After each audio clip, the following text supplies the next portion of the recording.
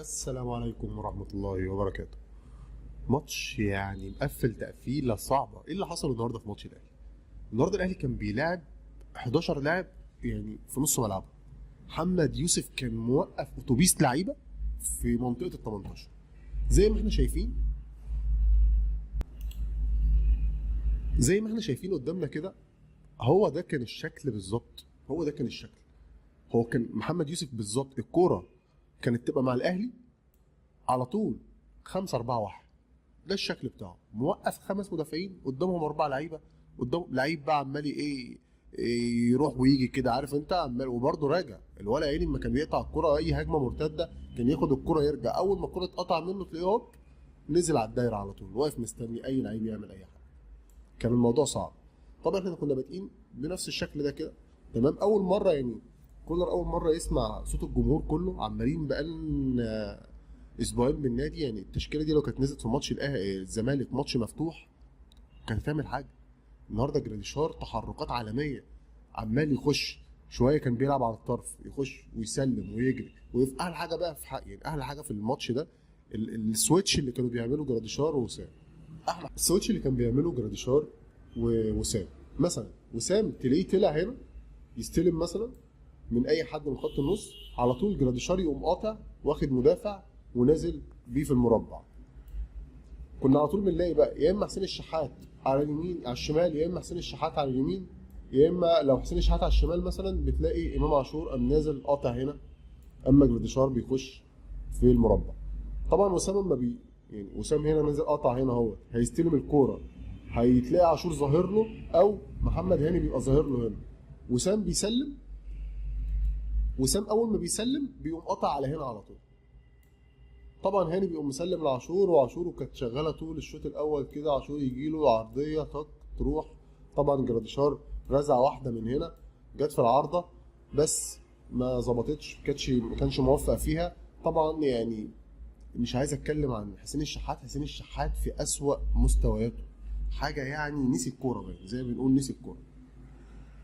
احمد رضا لعب كويس، يعني حاول كده كده. كان هاني هنا، احمد رضا كان شغال، مروان هو بس اللي كان واقف على الدايره عشان يستخلص. على طول كنت بتلاقي امام عاشور كان متحرر رايح جاي. بس يا جماعه امام عاشور برده لما بيكون خارج الفورمه يعني بيقلل الاهلي كتير. امام عاشور لما بيكون فايق وياخد واحد واثنين ويخش من نص من قلب الملعب ويخش ويشوط ويعمل. بس امام عاشور النهارده شاط 30 كوره في المدرجات، ال 31 مفيش. يعني امام عاشور كان اوت اوف ماتش النهارده، خارج الماتش نهائي يعني.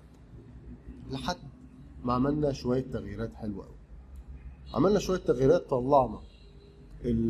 طلعنا احمد رضا ونزلنا السوليه، وطلعنا حسين الشحات ونزلنا بن شرقي. بن شرقي ده بقى حكايه وروايه، حكايه كبيره قوي، حكايه كبيره جدا يعني، حكايه كبيره.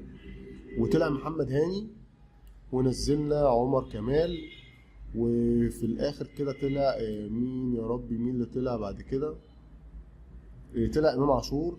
بس طبعا امام عاشور لعب شويه، وبعد كده نزل اشرف داري بس ما كانش دلوقتي يعني. الموضوع ده السوليه طبعا نزل، عاشور نزل، بن شرقي يا جدعان يعني لعيب متحرر، بيلعب شمال وبيلعب يمين. بص هو بص لك الكوره من هنا دي مفتوحه وفيها مساحه، خلاص خش. طبعا الفرقه بتاعت حرس الحدود كده يعني على وضعها دي ما اتغيرتش. هم ال 5-4-1 شغالين طول ال 90 دقيقة، 96 دقيقة 5-4-1. مفيش أي جديد. الكرة تروح يمين تروح شمال هي 5-4-1. بس اتفرج بقى على بن شرقي.